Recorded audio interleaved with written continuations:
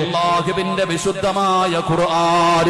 ആ ഖുർആൻ അനുസരിച്ച് ജീവിച്ചവരുടെ ജീവിതം എത്ര മനോഹരമെന്നറിയുമോ?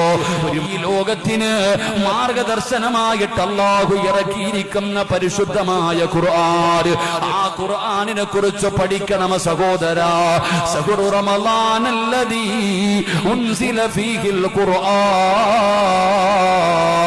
ഹുദൽ ലിന്നാസി വബയ്യിനാതിൻ മിനൽ ഹുദാ والفرقان. ഈ മാനവരാശിക്ക് സന്മാർഗത്തിന്റെ വഴിയുമായി സന്മാർഗമായി കാണിച്ചു കൊടുക്കാൻ ആ പരിശുദ്ധമായ ഖുർആൻ ഇറങ്ങിയ മാസമാണ്.